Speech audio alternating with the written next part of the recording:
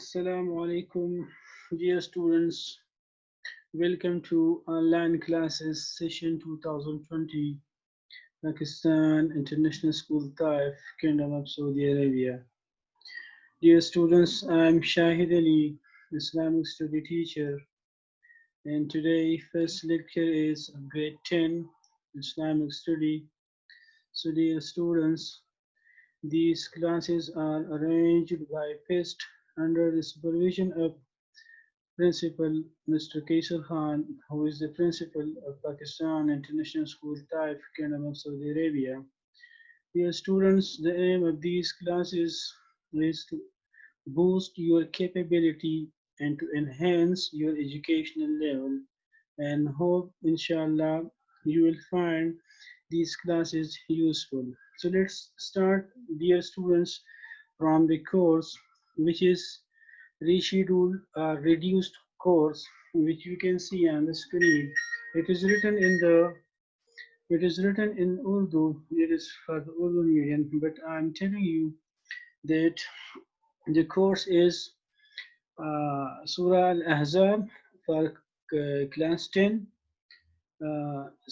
introduction of Surah Al-Ahzab, and similarly there are four lessons of the translation of Surah Al-Ahzab with given questions in the exercises and word meaning similarly. There is another part in this reduced schedule syllabus, which is the translation of Surah Mumtahina from ayah number 1 to ayah number 7. And similarly, there are a hadith from 11 to 20, only translation of the hadith. And from 11 to 15, there will be explanation also of the hadith. The third part of the Islamic syllabus is uh, four lessons given in your course, which are uh, which are about the. There are four lessons given in your lesson, dear students, and these lessons are: the first lesson is bodily purification, which means taharat. The second lesson is forbearance and gratitude. In Urdu, it is called sabr shukr. And the third lesson is aili zindagi, importance of family life. And there is another lesson, lesson number 4, which is hijrah and jihad. And similarly, the last lesson is Huquq al-Ibad, which is mentioned only in the Urdu books, but not in the English. Anyhow, inshallah, I will try to discuss all these lessons, the translation of Surah Al-Ahzab, the translation of Surah Al-Mumtahina, and similarly the explanation of the hadith with its translation. So, inshallah. So, dear students, let's come to the introduction of the Surah Al-Ahzab. So, inshallah, now today in this lecture, we will discuss Surah Al-Ahzab, and we'll tell you about the Surah Al-Ahzab, how Surah Al-Ahzab was revealed, when it was revealed, and what were the circumstances when it was revealed. So, dear students, come to the background of the Surah Al-Ahzab. Surah Al-Ahzab was revealed in Medina Munawwara. A good number of verses of this surah discussed in the lessons of the Battle of Ahzab, which was fought in Shawwal. Ahzab, this is the Arabic word which means group or troops or tribes or you can say the infidels of Mecca, they made a unity and attacked Medina Munawwara in the shape of groups and tribes. They attack Medina Munawwara. So this was named Surah Al-Ahzab.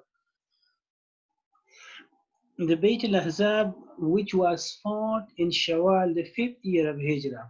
So Surah Al-Ahzab, we will find the detail of Ghazwa Ahzab in this surah. Another name is given to this surah, which is Ghazwa Khandaq. So this battle is named by two names, Ghazwa Khandaq or Ghazwa Ahzab, and it was fought in the fifth year of Hijrah. It is therefore believed Was revealed after the Battle of Ahzab. This surah was when it was revealed. This surah was revealed after the Battle of Ahzab, and it was 5th Hijri. Some verses of this surah were probably revealed in 7th year after Hijrah, the Battle of Khaybar. So before the Battle of Ahzab, the Muslims of Medina had already fought two battles, the Battle of Badr and the Battle of Uhud against the infidels of Mecca. So it means the Battle of Ahzab was the third battle of the Islamic history. Before this, the believers fought two battles against the infidels, which were Badr, which was Badr, and similarly Uhud. The Battle of Badr was fought on 17th of Ramadan, second year after Hijrah. In this battle, the Muslims gained a victory. Most of the chiefs of the infidels were killed, and as many as 70 were taken prisoners. In this battle, the Muslims were exalted, and the Quraysh of Mecca were defamed because they lose the battle, and the believers won the battle, so they became the disbelievers became defamed. As a result, the tribes living around Medina and Munawwara made peace treaties with the Muslims. The victory of the Muslims strengthened their faith in Islam, and this religion began to spread rapidly around Medina and Munawwara. Dear students, in the Battle of Uhud was when the Battle of Uhud was fought on Shawwal 7, third year after Hijrah, after the Battle of Badr. So the Uhud battle was fought after the Battle of Badr, and 1 year after the Badr, it was the third year after Hijrah. The infidels of Mecca had raised a strong army of 3,000 well-equipped men, 3,000 camels, and 200 horses. The Muslim army consisted of 1,000 men, which also included 300 men of the chief hypocrite Abdullah bin Ubay, who betrayed the Muslims by turning back with his men. In the Battle of Uhud, though the Muslims had to suffer heavy losses, Medina Munawwara was saved, and the infidels had to return to Mecca in frustration. They lose the battle and they return to frustration means that they return to Mecca. After the battle of Uhud, the next battle between the Muslims and the infidels was fought in Shawwal, the 5th year of Hijrah. In this battle, the in this battle, different groups of Mecca and Medina took part as confederates, union of a large member of a large union. Confederate Al-Ahzab means what? They made union. Different tribes in different groups. They attacked Muslims. They attacked believers. They marched toward Medina Munawwara. So it is called confederate or it is called Ahzab. In Arabic language, the word ahzab, plural of his, is used for groups or confederates.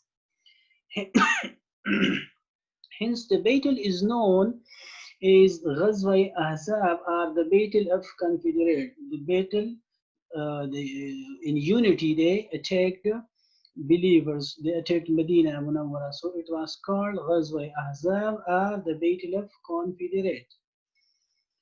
In this battle, and the advice of Hazrat Salman Farsi radiallahu anhu, the Muslim had dug a trench for the defense of Medina Munawwara. In Arabic language, the word khandaq is used for trench. So this battle is also known as Ghazwa Khandaq or the Battle of Trench.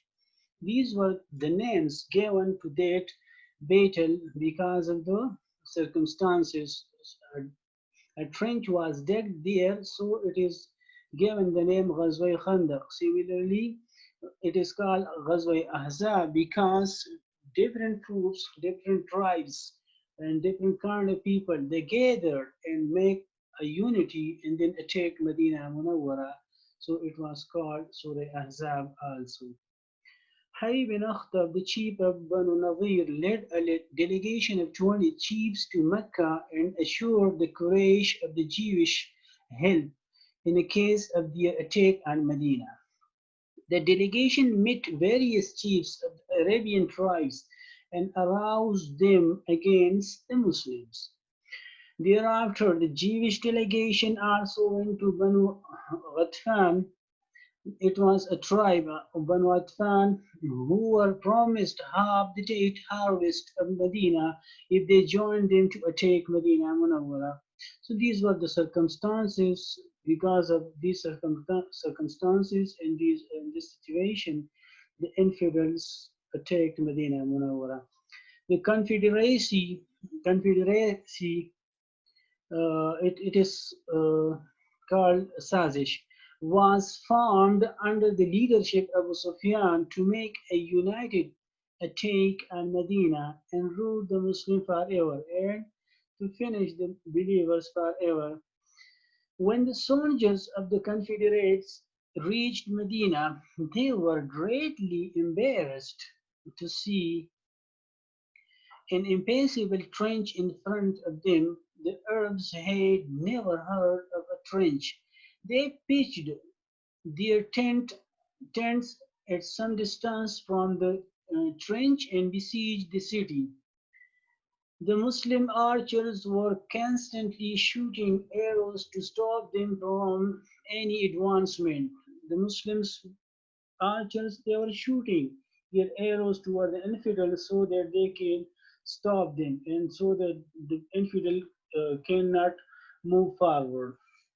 The Muslim archers were constantly shooting arrows to stop them from any advancement. In the meantime, Hayy bin Akhtab instigated the Jews of Medina to breach the Medina Treaty, which was with Muslims, and attack the Muslims from within the city. This was a very terrible situation when believers faced another enemy from inside the city, which were the Jews.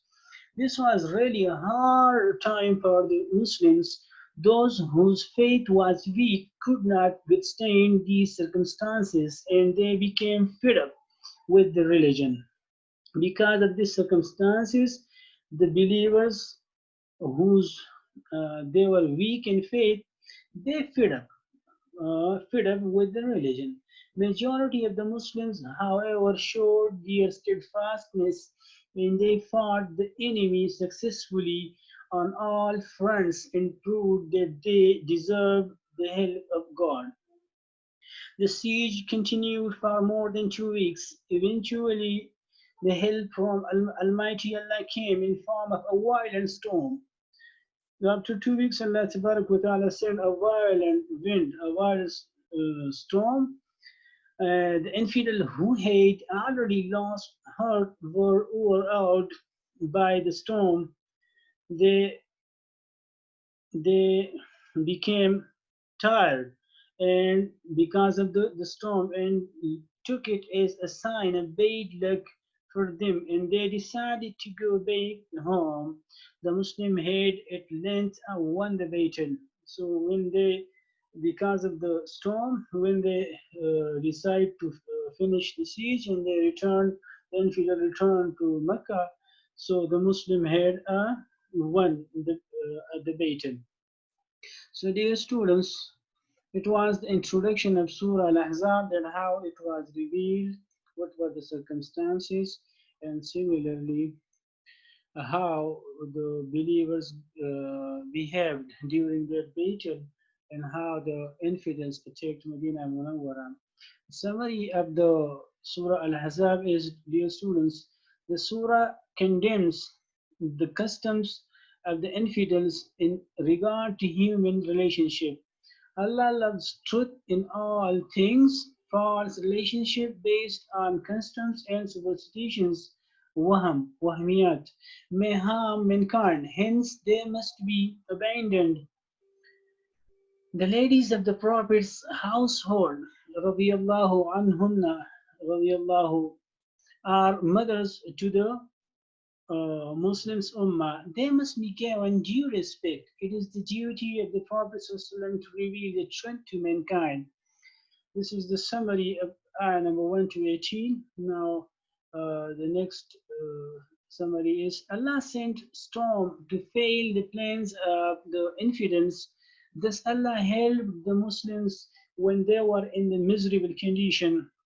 The hypocrites wanted to run away from the battlefield, but it was not possible for them to avoid the punishment because this is great sin to run away from the battlefield.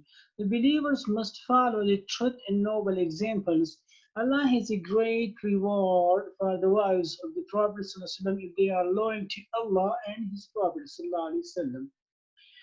The third summary, third paragraph is the wives of the Prophet, Holy Prophet ﷺ hold high positions. The Prophet ﷺ should treat them kindly and they themselves should maintain their dignity. Unhappy marriages like Hazrat Zainab radiallahu anha with Zayd radiallahu anhu should not be continued. The last paragraph summary is the Holy Prophet ﷺ and his family deserve due respect. Muslims should not make false statements to damage the reputation of others. If the hypocrite do not desist from spreading sensational rumors, they will surely be punished. The believers guard their word and responsibility. Dear student, this was the introduction of Surah Al-Ahzab. So the Ghazwa Ahzab or Ghazwa Khandaq, similarly we summarized. Here are some questions given in the exercise of this passage. So dear students, I tried my best to provide you answers regarding this question which is given in the uh, exercise. The student here on the screen, you can see the question given in the exercise. I mentioned, I wrote here the answers regarding these questions. So you are requested to read these questions with answers and try to learn them well and uh, write them and learn them from the given screen. If you have any ambiguity regarding this lesson, the introduction of Surah Al-Ahzab, any ambiguity regarding the given questions, answers, so I'm here available. You can contact me or can ask me the questions. Inshallah, I will try to provide you all the material related to this lecture number one.